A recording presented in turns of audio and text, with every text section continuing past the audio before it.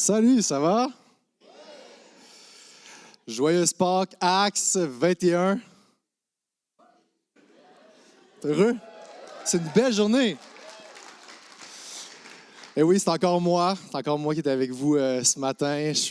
Moi, je suis toujours heureux, puis je vous remercie à chaque fois. Je vais le faire encore aujourd'hui. Merci d'être là, de prendre ce temps à part pour venir célébrer Pâques, puis de me laisser apporter la parole de Dieu aussi ce matin.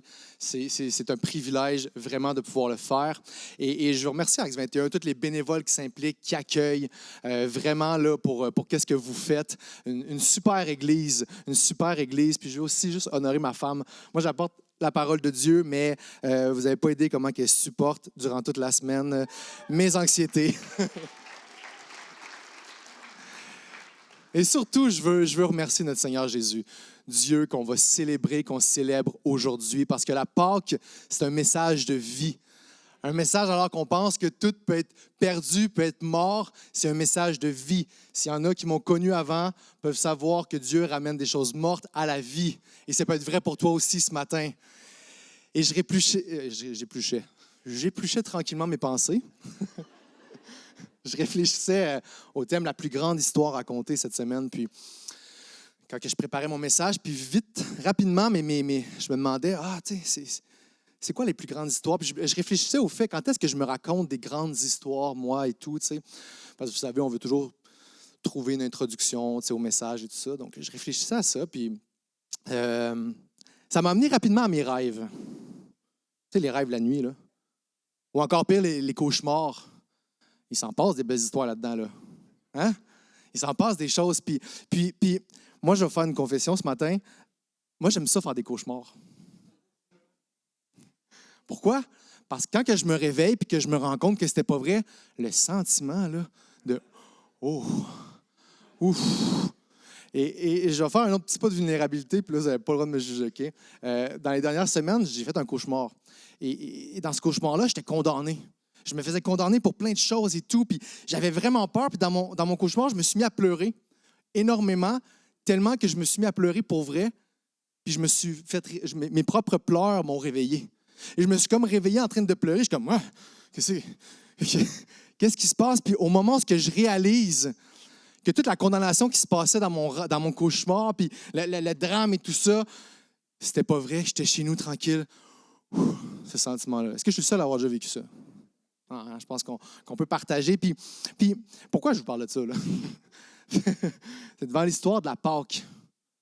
La merveilleuse histoire de la Pâque, où est-ce que Jésus nous a délivrés d'un grand danger. On peut avoir ce sentiment de... La Pâque, c'est un soulagement. Et le titre de mon message ce matin, c'est la plus grande histoire, la condamnation n'est plus. Et ça, c'est apaisant. Ça, c'est... Oh, il y avait ça qui planait au-dessus de ma tête. Il y a la Pâque. OK. La Pâque, c'est la plus grande histoire jamais racontée. Parce que la croix et le tombeau vide de Jésus nous assurent qu'il n'y a plus de condamnation pour celui qui peut tenir contre le chrétien. Il n'y a plus de condamnation qui peut tenir contre le chrétien. Et cette vérité-là est soulageante, est apaisante, n'est-ce pas? Mais surtout, c'est une vérité qui fait briller le merveilleux nom de Jésus, qui fait briller son nom par-dessus tout dans sa gloire, et c'est ça qu'on célèbre aujourd'hui. Ce qu'il a fait à la Pâque, et on veut l'élever et le célébrer. La Pâque, c'est la fête où est-ce qu'on célèbre la délivrance de Dieu accomplie par Jésus. OK? Et c'est ça qu'on célèbre aujourd'hui en ce dimanche de Pâques, où est-ce qu'on peut être heureux de cette bonne nouvelle-là. Où est-ce qu'on est là puis on chante avec de la joie, avec raison. Mais la réalité de nos vies, des fois, c'est un petit peu plus compliqué que ça. Ça a comme un autre décor que celui de ce matin. Des fois, il y a des luttes, puis je suis pas mal sûr que ce que je vais dire, ça peut concerner beaucoup de gens. Si je suis seul, c'est ça. Parce que des fois, on a des luttes, hein? Des fois, on a des chutes aussi. On a de la culpabilité, des déceptions, puis toutes sortes de doutes. Si on est franc, ça arrive. Et parfois, ces difficultés-là, en tant que chrétien, qu'est-ce que ça fait? Ça se peut qu'on se mette à se sentir condamné, à se sentir accusé dans nos cœurs et nos pensées. Et quand ces condamnations-là, puis ces accusations-là commencent, ça se peut aussi que notre assurance ferme que Jésus nous a réellement sauvés, qui nous aime personnellement, puis qui prend réellement soin de nous, cette conviction-là peut être ébranlée. Joyeuse Pâques. Mais laisse-moi te proposer, mon ami, que la Pâque, c'est une réponse puissante à ces pensées de condamnation qui nous font douter parfois. Parce que l'amour de Jésus, manifesté à la croix, va enraciner notre assurance du salut plus que tout. Et ce matin, on va regarder à un seul verset.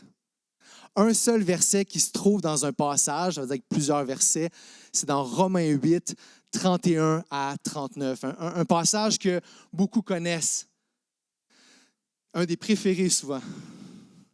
Parce que Paul démontre là-dedans aux chrétiens que Dieu est pour eux et que rien ne peut les séparer de l'amour de Dieu. Entends-le, OK? Les versets dans ce passage-là, c'est comme un Q&A, un question-réponse.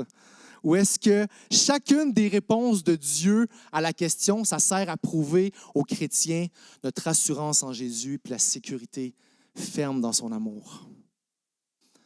Alors, le verset qu'on va méditer ensemble ce matin, c'est Romains 8, 34. Qui dit, la question est, qui les condamnera? En parlant des chrétiens. Et la réponse de Dieu, par la plume de Paul, va être simplement et puissamment, Jésus-Christ est mort, bien plus. Il est ressuscité, il est à la droite de Dieu et il intercède pour nous. Juste ça pourrait être le message. En un verset, on a un condensé de l'accomplissement de la Pâque en Jésus. Et pour commencer, on a besoin de comprendre c'est quoi la condamnation, puis après ça, on va aller regarder ensemble la réponse de Dieu à la question « Qui les condamnera? » Vous êtes d'accord? J'espère, parce que c'est ça que j'ai préparé. Donc, mon premier élément, c'est condamner. Qui les condamnera? Paul, il commence avec un terme intense, un terme judiciaire, la condamnation.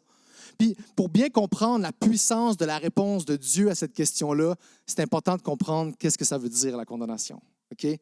Une condamnation, excusez-moi, une condamnation, en fait, c'est très, très général, comme on peut connaître. C'est une conséquence, une sentence qu'on doit avoir à cause d'un crime, d'un délit qu'on a commis. OK? Et je te pose une question. Ça va être participatif un petit peu, ce bout-là. Qu'est-ce qui détermine si on a commis un crime ou une faute, qu'on a enfreint une règle? Hey. La police, yes. Donc, je vais vous parler de la police. Mais yes, parce que la police, elle applique la loi. Deux bonnes réponses. C'est l'existence de la règle en soi. C'est la loi. Je sais que je suis dans le tort quand il y a une loi que je connais puis que je sais que je ne la respecte pas. Tu sais, il fait beau l'été, tu roules dans un chemin de campagne, 90 km/h, c'est la limite permise. Tu es là, puis tout d'un coup, tu arrives dans un village, puis tu vois le panneau 50. Tu sais, ça tombe directement à 50, puis tu es comme sur ton air d'aller. Généralement, c'est une trappe à ticket aussi. Puis là, tu es comme sur ton air d'aller, tu es comme, je vais continuer comme que sur ma route comme ça, 90 km/h. Mais tu sais que tu es dans le tort, tu sais que tu es hors la loi parce que tu as vu la règle, mais tu ne la respectes pas. Right? Je sais qu'il n'y a personne ici, mais dans d'autres églises, des fois,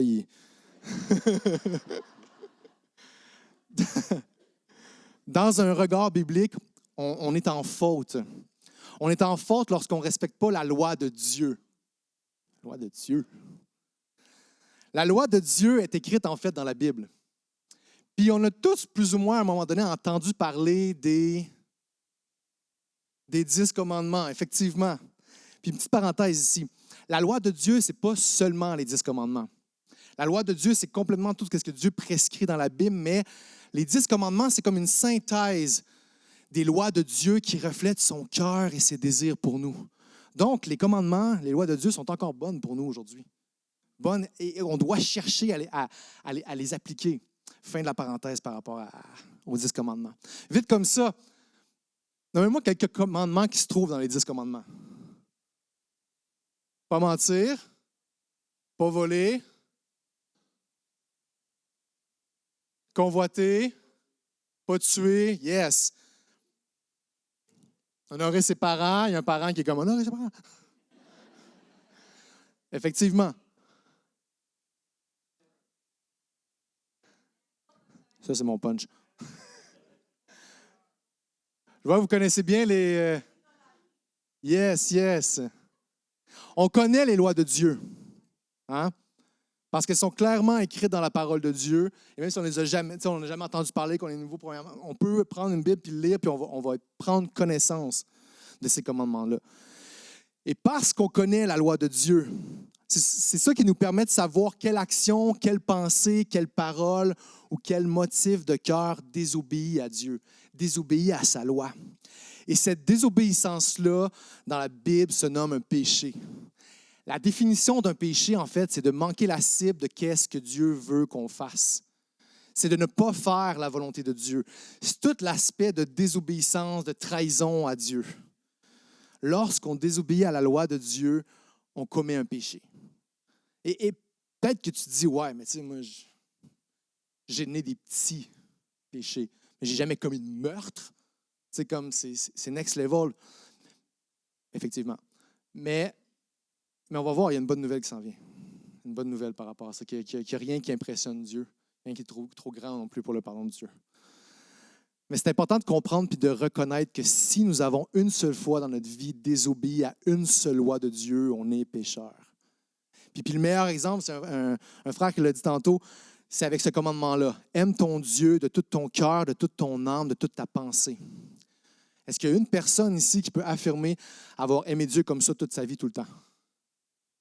C'est impossible. C'est impossible.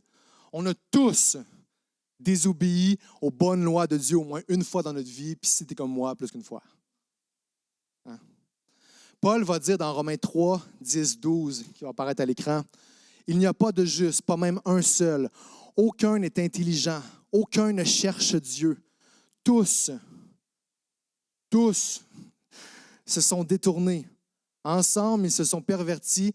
Il n'en a aucun qui fasse le bien, pas même un seul. » Wow. C'est ce que la parole de Dieu nous dit. Tous, vous, moi, par nature, par réflexe inné.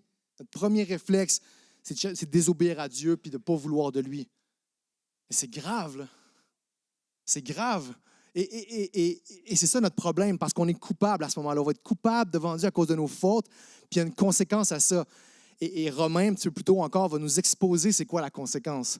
Romains 3, 23 va dire « Tous ont péché et sont privés de la gloire de Dieu. » Romains 5, 12 va dire « C'est pourquoi, de même que par un seul homme, le péché est entré dans le monde, et par le péché la mort, et qu'ainsi la mort est passée à tous les humains parce que tous ont péché. » La condamnation est prévue pour tout être humain, car tous ont péché et sont coupables devant le tribunal de Dieu. Et cette conséquence, cette condamnation-là, c'est la séparation d'avec Dieu et la mort éternelle. Là, tu te dis, hey, on ne célébrait pas Pâques un matin? Ah ouais. Peut-être que tu te dis aussi, laisse faire ta condamnation. Là. Pourquoi Dieu a besoin de se payer un power trip là, de ses lois, puis de me juger, puis tout ça? Puis pour vrai, je ne le dis pas de façon désinvolte, je comprends. C'est vraiment, je suis sensible à ces questionnements-là, puis je comprends. Je vais, par sa grâce, je vais essayer de l'illustrer du mieux que je peux. Mais fais-moi grâce si jamais c'est pas assez clair, OK? On va partir du principe de la vérité que ce monde dans lequel on vit, incroyablement grand, qui dépasse notre imaginaire, c'est Dieu qui l'a créé. Et donc, puisque c'est Dieu qui l'a créé, ce monde-là n'appartient pas aux humains qui sont locataires, mais à Dieu qui est son propriétaire. OK? On va partir de ce principe-là. Maintenant, toi qui as une famille, les règles que tu mets dans ta maison sont pourquoi? Le bien commun, le respect, qu'il y ait de l'harmonie, que ça se passe bien. Hein? Et généralement, il y a une conséquence à un enfant qui ne respecte pas la règle. Puis ça, c'est une preuve d'amour. Je ne me trompe pas. Ou sinon, toi qui gères un département à ton travail ou qui est directeur d'une business, Pourquoi est-ce que tu fais respecter des règles dans ton département ou ta business? Pour le bon fonctionnement, pour que ça se passe bien, pour que tu sois juste, pour que tu sois équitable en tant que patron. Je continue encore. Okay, un dernier exemple. Dans un jeu, ça c'est le meilleur exemple. On fait un jeu, puis on s'invente des règles. Puis on veut que les règles soient respectées. Pourquoi? Pour que le jeu se passe bien. Que ça soit juste pour tout le monde. Hein? C'est juste moi qui pense ça. Puis s'il y a une règle qui est mise, puis qu'on ne la respecte pas, puis c'est pas grave, il n'y a pas de punition, tout ça, mais la règle, elle ne vaut rien. Elle ne sert à rien. Hein? Alors, si dans nos familles, dans notre travail, dans notre province québécoise remplie de lois, ça fait du sens qu'une règle soit présente pour le bien commun et si elle n'est pas respectée, qu'il y ait des conséquences, pourquoi ça ne ferait pas de sens pour Dieu à qui l'univers appartient?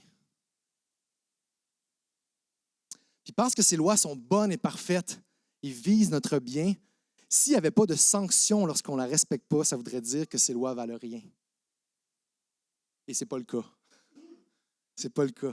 C'est pour ça que l'humain sans Jésus a un dossier coupable dans le tribunal de Dieu. Puis à cause de nos désobéissances à la loi de Dieu, on est donc condamné à être séparé de Dieu et à la mort éternelle. Puis ce matin, on a besoin de saisir l'ampleur de notre condamnation. On a besoin de saisir cette ampleur de la condamnation que toutes ces lois-là qu'on ne respecte pas nous révèlent. Et ici, on ressent un certain malaise en ce moment face aux lois de Dieu puis à nos désobéissances. C'est un bon signe dans un sens. C'est un bon signe parce qu'on a besoin de cette conviction-là pour comprendre pourquoi la Pâque est si belle. Mais le but, ce n'est pas de rester dans cette condamnation-là, par contre. Parce que les lois de Dieu dans la Bible ne servent pas à nous écraser, non. Elles servent à nous pointer à quelque chose de plus grand qu'on a besoin, désespérément. Kevin DeYoung, un pasteur théologien, va dire « Nous verrons que la loi nous fait tomber à genoux. Elle nous révèle notre péché et nous conduit à la croix.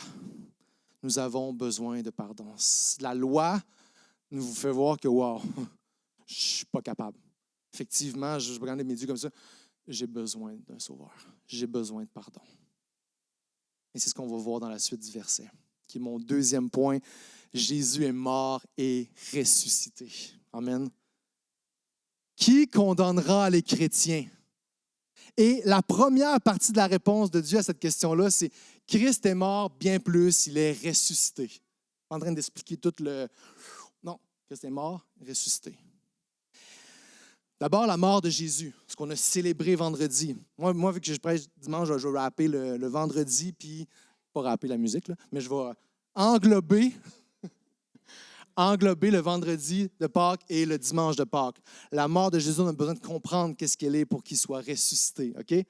Donc, comme on a vu, il n'y a pas si longtemps, parce qu'on est pécheurs, tous à la base, la condamnation est d'être séparés de Dieu. Hein? Parce que Dieu, il est pur, sans mal, sans péché. Il ne peut pas être uni au mal et au péché, parce que sinon, ça trahirait le fait que Dieu est parfait.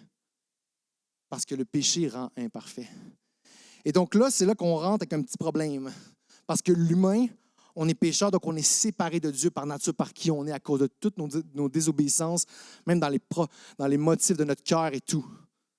Puis ce problème-là, c'est que parce que le seul moyen d'être sans péché, d'être pur, parfait devant Dieu, puis de pouvoir être en relation avec Dieu, c'est d'avoir respecté toute notre vie, tout le temps, toutes les bonnes lois de Dieu.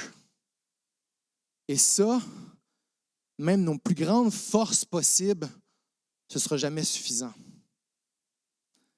Et puisque Dieu il est juste, il ne peut pas juste faire comme si de rien n'était. Il peut pas, parce que ses lois sont bonnes, il ne peut pas faire comme si de rien n'était de notre péché, puis juste nous accepter comme ça, puis c'est pas grave. Là. Puisqu'il doit y avoir une condamnation, mais que Dieu, par contre, désire ardemment être en relation avec son peuple, c'est là qu'il a envoyé Jésus-Christ. Et c'est important qu'il a envoyé Jésus-Christ parce que Dieu, il n'a pas fait « Oh, ils ne sont pas capables d'obéir. Jésus. » Non, depuis toujours, Dieu il savait qu'aucun humain ne pouvait respecter la loi de Dieu parfaitement. Puis, il savait depuis toujours qu'il avait besoin de quelqu'un qui le fasse à la place des humains. Et c'est pour ça qu'il a envoyé Jésus. Et la vie de Jésus sur terre qu'on lit dans les évangiles est super importante parce que Jésus, quand il est venu sur terre, là, il a vécu une vie parfaite d'obéissance au commandement de Dieu. Il n'a jamais, jamais, jamais péché. Jésus a mené la vie que toi et moi, on était supposés mener, mais que nous en sommes incapables. Et il a vécu de manière fidèle à Dieu jusqu'au moment où est-ce qu'il va se faire arrêter par les religieux de son temps, où est-ce qu'il va se faire battre, cracher au visage et transpercer pour mourir sur une croix, le vendredi saint. Jésus, merci Jésus. Pense à Jésus. Jésus a mené la vie parfaite d'obéissance à notre place, parce qu'on n'était pas capable. Il est allé volontairement sur cette croix pour prendre notre place. Quand on reconnaît qu'on a besoin que Jésus prenne notre place sur la croix, c'est-à-dire qu'on devient chrétien, il y a quelque chose qui se passe au niveau spirituel. Même si c'est un événement qui s'est passé à un moment précis, cette réalité demeure aujourd'hui même, en date d'aujourd'hui à Sherbrooke. Quand on réalise notre besoin que Jésus prenne notre place sur la croix, qu'est-ce qui se passe? C'est comme Jésus va prendre sur lui toutes nos fautes, tous nos péchés, passés, présents et futurs, puis il va les prendre sur lui. Et alors, sur la croix, il va subir la condamnation à notre place. Il va subir la mort. C'est ce qu'est la mort de Jésus. C'est subir cette condamnation-là qu'on méritait à notre place alors qu'il a pris chacune de nos désobéissances, passées, présentes et même ceux que tu vas faire que tu ne sais pas encore, sur lui. Il paye cher de sa vie pour chacune de nos désobéissances. C'est pas rien. C'est grand. C'est merveilleux. Mais sa plus grande souffrance, vous savez, sa plus grande souffrance qu'il a vécue à notre place sur la croix va se voir lorsqu'il va s'écrier sur la croix, « Mon Père, pourquoi m'as-tu abandonné? » Parce qu'à ce moment-là, il était séparé de Dieu à notre place sur la croix. Parce qu'il portait les souillures de nos fautes sur lui. Et ainsi, le jugement va tomber sur Jésus. C'est comme un paratonnerre sur une maison. Hein? La foudre tombe sur le paratonnerre et ne touche pas la maison qui est abritée en dessous. Mes amis, quand tu es chrétien, tu es une fois pour toutes abrité en Jésus. Alors le jugement de Dieu, sa colère, la condamnation tombe sur Jésus et non sur nous qui sommes en lui. Et c'est juste parce que notre péché est puni, mais sur Jésus à la croix, pas sur nous qui avons placé notre foi en lui. Jésus a été sacrifié pour nous sur la croix. Il est l'agneau de Pâques qui recouvre tous nos péchés par sa mort. Et en plus, quand on est abrité en Jésus par la foi, il nous donne son obéissance parfaite aux lois de Dieu. Il a mené la vie parfaite. Il a été obéissant, il n'a pas volé, il n'a pas menti, tout ça, il l'a fait parfait. Mais quand tu places ta foi en Jésus, tu es abrité en lui, il te donne sa vie. Il a pris toutes tes erreurs, tes fautes, mais il te donne sa vie parfaite. Alors quand que Dieu te regarde, il te voit au travers la vie parfaite de Jésus et non selon tes mauvaises actions. Tu es abrité par son obéissance parfaite. Son obéissance parfaite, que tu n'as rien fait pour le mériter, te sont données. Dieu te regarde comme si tu avais mené la vie de Jésus alors que tu es abrité en lui. Ça s'appelle la justification par la foi. Et c'est ça la mort de Jésus qu'on se rappelle le vendredi de Pâques. C'est puissant. Alors qui encore peut condamner nous qui sommes chrétiens? Jésus est mort pour prendre cette condamnation. Il va continuer, mais bien plus. Pas fini là. Jésus est ressuscité. Oui. Jésus est ressuscité. Et c'est ce qu'on célèbre aujourd'hui en ce dimanche de Pâques. Jésus n'est pas resté mort, mais il est revenu à la vie le troisième jour. Et ça, c'est une vérité vraiment importante Vraiment, vraiment importante. Le retour à la vie de Jésus est tellement important parce que ça veut dire que la mort n'a pas pu le retenir dans le tombeau. Et parce que la mort n'a pas eu le dernier mot sur Jésus, ça démontre qu'il est plus fort, qu'il a vaincu la conséquence de notre péché. La résurrection de Jésus anéantit la sentence de mort. Il est victorieux. Il est victorieux. Il a mené un combat jusqu'à la fin pour remporter le prix et pour être généreux pour nous donner. Je ne sais pas s'il y en a qui ont entendu parler du cocoton de Laval. Non? Ça ne me surprend pas. 2014, Laval, cocoton. Qu'est-ce que c'est? Grande chasse au trésor de coco de Pâques, à Pâques. Et ce qui se passe, c'est que dans le fond, les familles s'inscrivaient, puis tu pouvais te rendre au lieu. Et il y avait une ligne de départ, puis tout ça. Puis là, à go, il fallait que les familles partent à courir, ramassent le plus de coco de Pâques possible, puis remportent. T'sais. Les organisateurs attendaient 1850 personnes. Je ne savais pas qu'un cocoton, c'était populaire de même. Mais ils ont reçu 6000 personnes. Je ne savais pas. Et là, dépourvu, à la ligne de départ, ça commence à s'impatienter. Ça veut le coco, tu sais. Puis ça commence à s'impatienter. Et là, il y a un parent qui décide, qui met son enfant puis qui envoie son enfant courir chercher les cocos avant toutes les autres, avant que ça soit commencé. Là, les autres parents, hey, ça passe pas. Ils commencent à faire pareil. Les clôtures tombent. La chasse aux cocos. Pour vrai, tu peux trouver les articles sur Internet. C'est appuyé. Ça vire en émeute. C'est vrai. Ça vire en émeute. Ça se bat les uns contre les autres. Les parents enlèvent les œufs dans les autres. Dans tout ça. Les enfants pleurent, crient. Et moi, je lisais ça. Puis j'étais comme, chacun se combattait l'un l'autre. Quel combat inutile. Pour un prix discutable. Là, mon lien il est forcé un peu, pardonnez-moi si... Mais laisse-moi dire que Jésus, en revenant à la vie, à la Pâque, il a remporté le plus grand des combats. Il n'a pas mené un combat inutile qui était futile qui était centré sur lui. Il a mené le plus grand des combats, beaucoup plus glorieux que ce que je viens de parler. Parce qu'il a mis KO le plus grand ennemi qui est la mort. Il a gagné. Puis le prix, il ne garde pas pour lui. Puis non, qu'est-ce qu'il fait?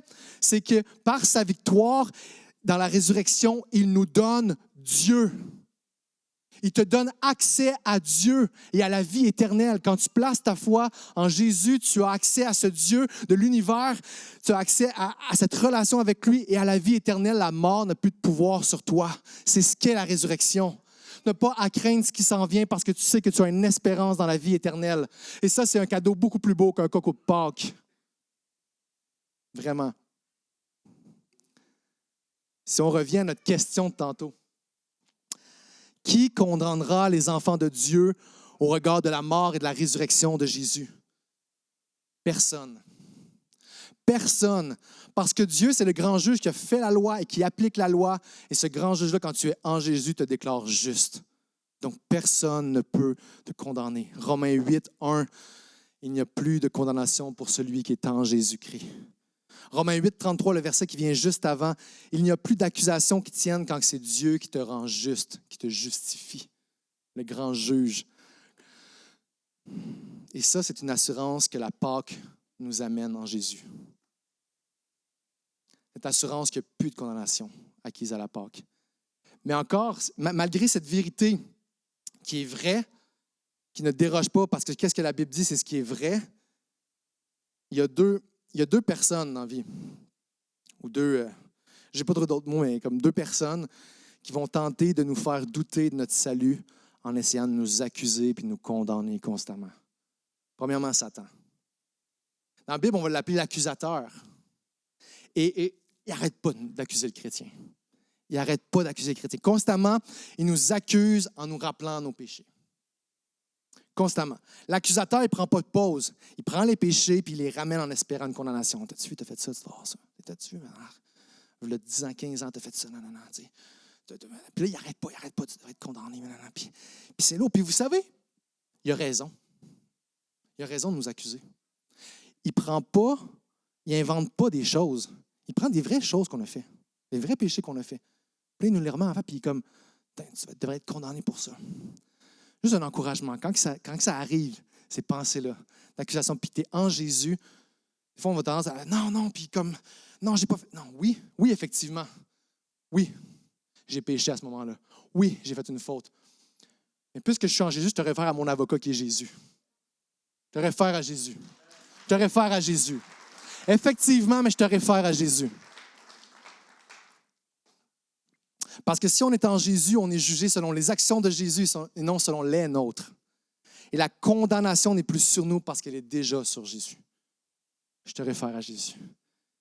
Mais je ne vais pas tout mettre sur le dos non plus de Satan. Il y a une autre personne aussi qui nous accuse en tant que chrétiens, puis c'est nous-mêmes. C'est nous-mêmes, notre propre cœur.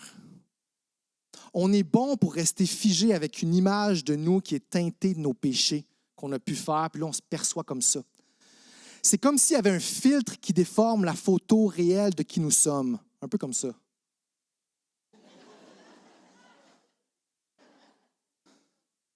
C'est moi. Et là, moi, je suis là, puis je me regarde, puis je suis comme, hey boy, ça n'a pas d'allure. Pas pénarine. Puis là, je suis comme, non, tandis que ça déforme, en tout cas, je ne suis pas de même, je pense, là. Ça déforme la vérité de qui je suis. Puis on peut disposer. Merci, mon ami. Il y a des chrétiens qui ont fait des choses, puis je lève la main, qui ne se pardonnent pas et qui restent ancrés dans cette erreur-là comme si c'était le portrait qui les définissait. Puis en nous, ça crie constamment, t'as vu, t'as fait ça, tu devrais subir ça. C'est sûr et certain que tu n'es pas sauvé. Que Dieu ne t'aime plus à cause de ça, puis dérange-les pas trop. Là, puis regarde à ta vie, tu fais encore ça et tout, puis ça crie ça constamment. Tu es chrétien, tu as reçu Jésus par la foi, mais tu t'accuses tellement que tu crois que tu es devenu ton péché. Et donc, tu vis tout le temps comme s'il y a une condamnation qui s'en venait. La Pâque, c'est une bonne nouvelle pour toi, chrétien, pour dissiper ces accusations et te rappeler qu'en Jésus, tu es complètement juste et non coupable. Ce n'est pas juste une philosophie lointaine, c'est la réalité. S'il te plaît, entends-le. C'est la réalité, c'est te placer ta foi en Jésus. C'est comme ça que Dieu te voit. Même les péchés les plus graves que tu as faits et qui t'écœurent encore et que tu n'arrives même pas à te pardonner ne sont pas trop grands pour que Jésus les recouvre de son pardon. Ce n'est pas mon discours à moi, c'est ce que la Bible dit. Il raconte constamment ça, révèle la merveilleuse œuvre de salut de Dieu. Prêche-le à ton âme ce matin. Prêche-le à ton âme parce qu'en Jésus, Dieu te voit juste et parfait. C'est tout. Juste et parfait. C'est ce que tu es réellement, toi, enfant de Dieu, à cause de l'œuvre de Jésus. Est-ce que tu le crois? Et cette justification-là, par la foi seule, apaise l'âme du chrétien, tourmenté par les accusations et les condamnations. Alors, on va relever la tête avec assurance, pas à cause qu'on a bien performé, pas à cause qu'on a tout bien accompli. Non, on va relever la tête avec assurance à cause de Jésus, puis on va marcher dans ce monde pour faire briller son nom seulement. Parce que quand les gens vont nous regarder, ils vont faire « Hey, t'as changé, toi. » Ouais, c'est pas à cause de mes propres actions. C'est l'œuvre de Jésus dans ma vie. C'est l'œuvre de Jésus dans ma vie seule. Et c'est ça, faire briller. Ça, vivre pour la gloire de Dieu. Puis on va terminer avec la dernière partie de la réponse de Dieu à la condamnation, qui est l'intercession de Jésus. Ça, c'est beau. La résurrection qu'on célèbre aujourd'hui à Pâques a permis que Jésus soit à la droite de Dieu et qu'il intercède pour nous. Ça inclut ça aussi, la Pâques. C'est la réalité que Dieu est vivant encore aujourd'hui. Jésus intercède pour nous. Et c'est grand, là. En tout cas, moi, je trouve ça grand. Puis c'est le point final à la réponse de la condamnation, ça. C'est le point final à la réponse de la condamnation. Il est à la droite de Dieu. Il est revenu à la vie et il est monté à la droite de Dieu. Puis dans le langage de la Bible, la position de droite, c'est une position de puissance. Éphésiens 1:20 va dire que Jésus, par sa position à la droite de Dieu, possède toutes les dominations du ciel et de la terre et qu'il a le plein pouvoir sur toutes choses. Jésus, qui détient le plein pouvoir de ce monde au complet, intercède pour toi et moi. Tu veux un intercesseur comme ça? Hein? Et je crois qu'en tant qu'Église, on doit grandir dans la connaissance de qu'est-ce que c'est l'intercession de Jésus. On doit grandir dans cette connaissance de cette vérité-là parce qu'elle est tellement belle. Une intercession, qu'est-ce que c'est? C'est une personne qui va se mettre entre deux personnes pour plaider à une personne en faveur de l'autre. Meilleur exemple classique, c'est un avocat qui va plaider à un juge pour son client qui est condamné. Alors Jésus, l'intercession de Jésus, parce qu'il est près de Dieu, c'est comme si Jésus est placé entre nous et Dieu et plaide en faveur du chrétien. Constamment, il prie pour les enfants de Dieu en ce moment. Et pourquoi Jésus devrait intercéder pour nous? Ça veut-tu dire que... Tu vas venir, Alex, là? Ça veut-tu dire que son œuvre à la croix n'a pas vraiment pardonné les péchés puis qu'il doit continuer de convaincre Dieu de nous pardonner? Et je répondrais non à ça. Non. À la croix, Jésus accomplit parfaitement le pardon complet de nos péchés. Mais par son intercession, par sa prière, il applique ce pardon instant après instant aux chrétiens. Dane Ortland va dire « L'intercession de Jésus constitue le bouton actualisé de notre justification dans le ciel. » Je continue encore. Jésus rafraîchit, comme une page Internet qu'on refresh, constamment le fait qu'on soit juste devant Dieu. On n'oublie pas que la réponse sert à nous donner une assurance de notre salut, et qu'on n'est plus condamné. L'intercession de Jésus, c'est une assurance que notre justification est toujours actualisée aujourd'hui pour toi qui es chrétien. 31 mars 2024. Peu importe ce qui s'est passé hier, cette nuit, ce matin. Parce que Jésus intercède pour nous, on peut être sûr que Dieu nous accepte et nous pardonne. Et cette intercession-là démontre une dernière vérité que je veux exposer.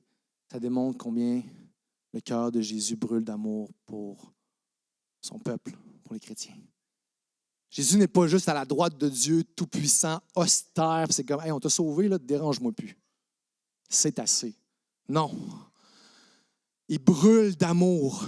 Il brûle d'amour pour chacun des enfants de Dieu, chacun des chrétiens. Même s'il est à la droite de Dieu et qu'il détient tout pouvoir, il n'y a pas de désir plus ardent que de déverser son cœur plein d'amour pour nous devant Dieu. Puis l'idée que Jésus prie continuellement pour nous devrait nous encourager. Juste ça.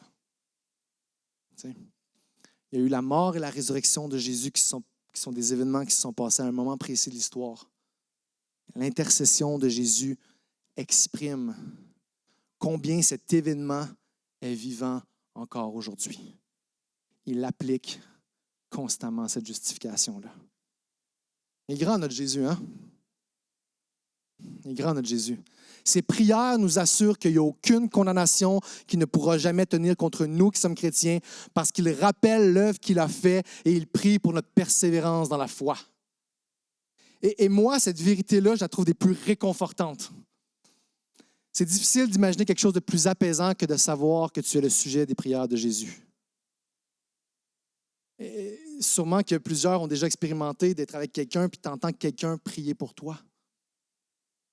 Quelqu'un qui t'aime, qui prie pour toi. Moi, dans mes temps, dans des périodes Moi, je lutte avec l'anxiété, honnêtement. Je lutte avec l'anxiété et puis avec beaucoup de pensées qui m'insécurisent. Je suis vrai avec vous. Et dans ces luttes-là, dans ces moments d'insécurité, de lutte, de toutes sortes de flashbacks, entendre ma femme prier pour moi à voix haute à côté de moi, wow, c'est tellement puissant. Parce que je vois son cœur et son amour pour moi se déverser devant Dieu. C'est apaisant, c'est sécurisant. Ou encore à des moments de ma vie où est-ce que j'étais à terre spirituellement, où est-ce que j'étais dans ma toxicomanie, dans mon alcoolisme, dans ma rébellion, dans toutes sortes de choses, mais que j'allais à mon groupe Connexion pareil, puis d'entendre les gens de mon groupe Connexion, c'est avec mon ami, prier pour moi à voix haute. entendre leur cœur, leur amour, leur foi pour moi.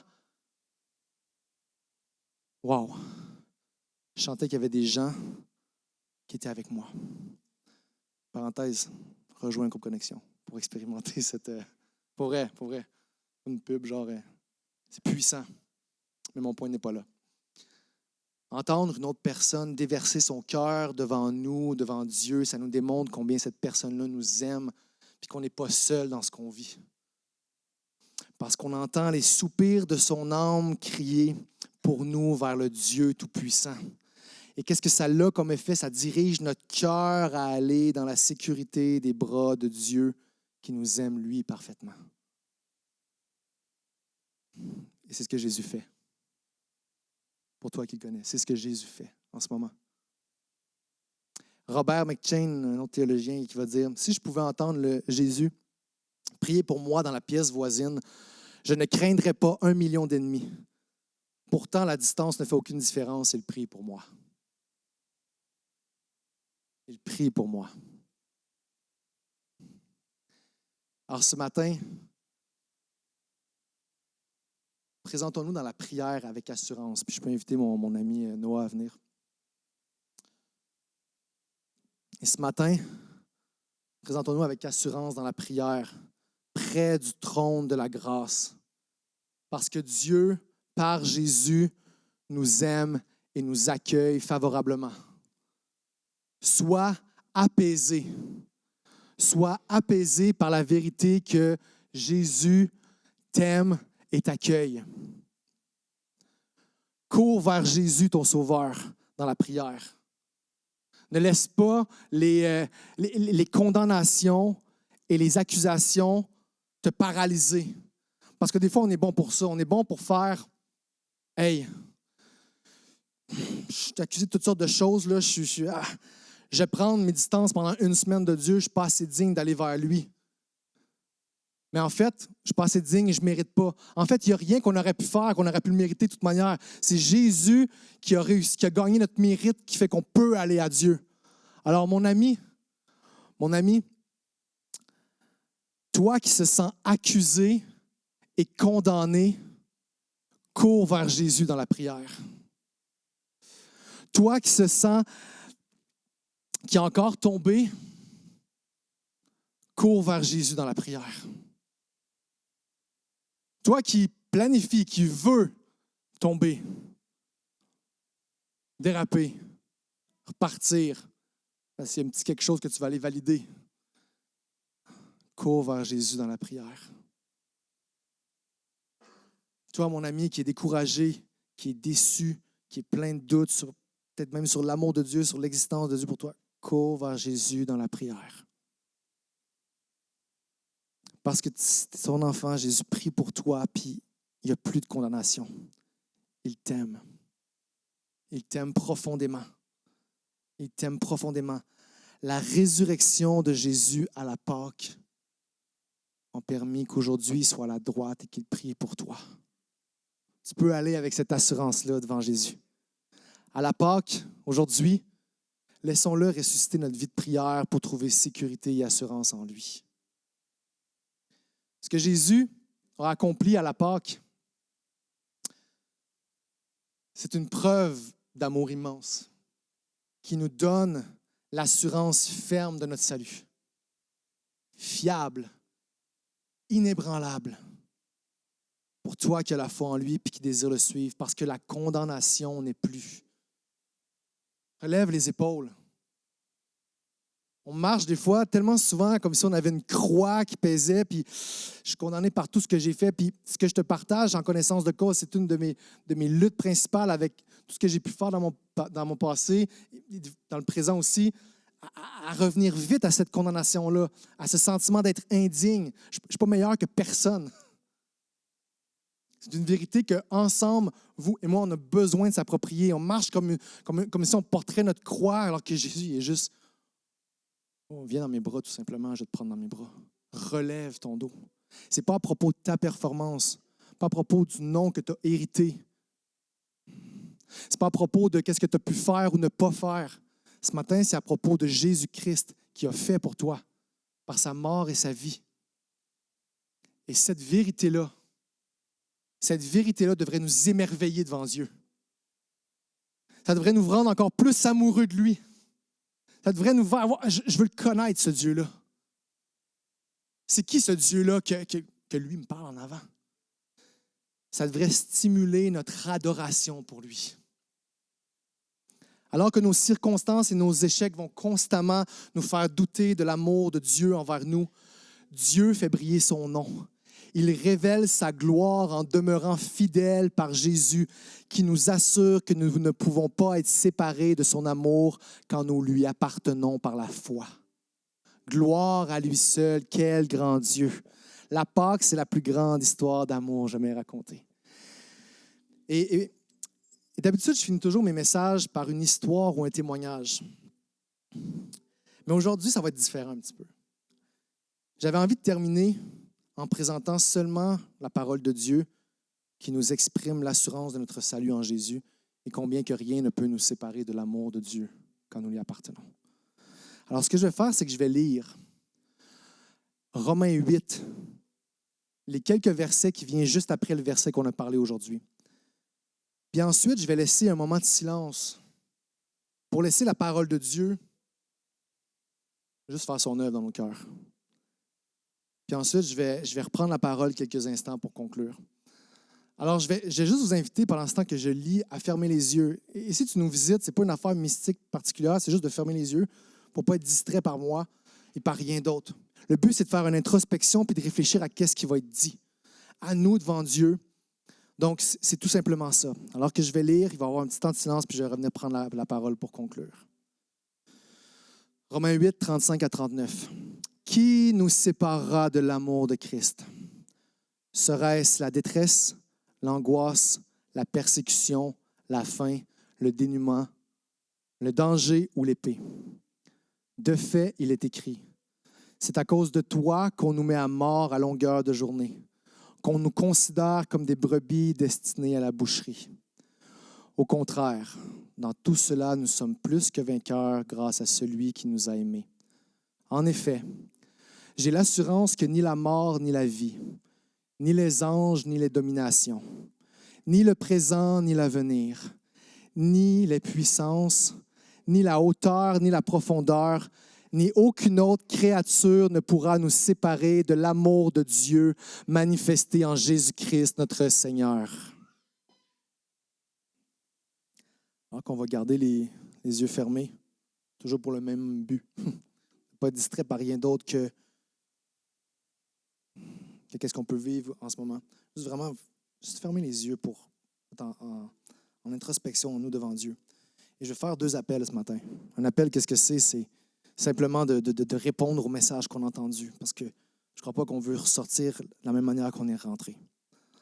Mon premier appel ce matin, c'est pour toi qui connais Jésus, qui est chrétien. Sache que nous ne sommes plus condamnés par la loi. Mais grâce à Jésus, nous sommes maintenant libres de marcher dans la loi de Dieu et goûter à ses bienfaits, à sa loi qui est bonne, à sa loi qui veut nous élever, nous restaurer. Alors la grâce de Jésus n'est jamais une raison pour continuer de pécher, mais c'est plutôt une motivation pour chercher à lui plaire. Alors ce matin, c'est un appel à revenir ou à être obéissant en réponse à ce grand amour qu'on vient de parler. Tellement émerveillé de ce Dieu, de cet amour-là qu'on veut lui obéir. Jésus est ressuscité pour te ressusciter de la mort spirituelle à la vie éternelle et te placer dans sa victoire contre le péché. Alors, mon ami qui croit en Jésus, on ne va pas chercher l'obéissance pour atteindre la victoire. On va chercher l'obéissance pour marcher dans la victoire que Jésus nous a déjà donnée. La victoire dans ta dépendance, la victoire dans toutes sortes de patterns, la victoire dans la difficulté à pardonner. Tu n'obéiras pas pour atteindre ça, tu vas obéir pour marcher dedans parce que Jésus te l'a déjà donné comme un plancher. Marche dessus. Alors, devant cet amour qu'on a déjà en lui, frères et sœurs chrétiens, et combien ça l'a coûté cher à Jésus, c'est un appel à aimer Dieu en retour et vivre pour sa gloire en lui obéissant, parce qu'on l'aime simplement, tout en sachant que Jésus prie constamment pour nous afin qu'on puisse avoir la force de le faire. Cherchons à marcher dans ses voies. Et je termine avec toi, mon ami, qui est ici peut-être pour la première fois, puis qui connaît pas Jésus, merci d'être là, tu es la bienvenue, reviens quand tu veux, comme tu veux. Toi, que Jésus n'est pas son sauveur, si c'est la première fois que tu entends ce message de Jésus, ou que ça fait plusieurs fois peut-être même que tu l'entends, mais que ce matin, tu sens dans ton cœur qu'il y a quelque chose qui se passe, que tu réalises que tu as besoin que Jésus prenne ta condamnation sur la croix, te pardonne, te donne sa vie parfaite et que tu puisses recevoir ainsi le plus beau des cadeaux de Pâques, Dieu et la vie éternelle en lui. Si tu ressens cette conviction-là en ce moment dans ton cœur, c'est Dieu qui t'attire à lui par son esprit. Il veut te sauver et te pardonner. Le dimanche de Pâques, Jésus est ressuscité. Il a vaincu la mort pour qu'aujourd'hui même, il puisse ressusciter ton âme, ramener ton âme qui est morte dans le péché à la vie. Il n'y a pas de chose de vie trop morte pour que Jésus ne le ramène à la vie s'il le décide ce matin, mon ami. Tu n'es pas trop loin pour lui. Peu importe qui tu es, quel nom que tu portes, quelle étiquette qu'on t'a mis, peu importe ce que tu as fait, si ce matin tu déclares que tu crois que Jésus est ton sauveur à la croix et que lui seul peut te donner la vie, à cet instant même, Jésus te pardonne de tout. La condamnation n'est plus. Tu portes son nom. Tu as une valeur. Tu es complètement pardonné, restauré. Si c'est ton cas ce matin, juste simplement de l'accueillir dans ta vie, ce Jésus. Il va y avoir des gens en arrière pour prier si tu vas aller en parler parce que c'est une bonne nouvelle. Un homme qui passe de la mort à la vie, c'est une célébration. C'est ce qu'on célèbre à Pâques. Si c'est ton cas, parle-en à quelqu'un. Parle-en à quelqu'un. Et je vais terminer en priant.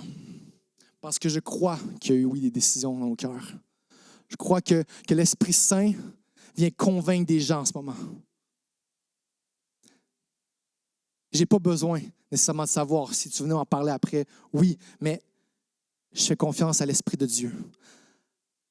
Seigneur, Dieu Tout-Puissant, Tout-Puissant, Papa, je te prie que tu nous fasses tomber en amour avec toi. Merci pour la Pâque qui nous rappelle qu'il n'y a plus de condamnation, Seigneur Dieu. Je te prie de traduire mes mots par ton Esprit Saint dans les cœurs ce matin. J'ai besoin de toi, Seigneur Dieu. J'ai besoin que tu nous aides à marcher dans ton obéissance, Papa.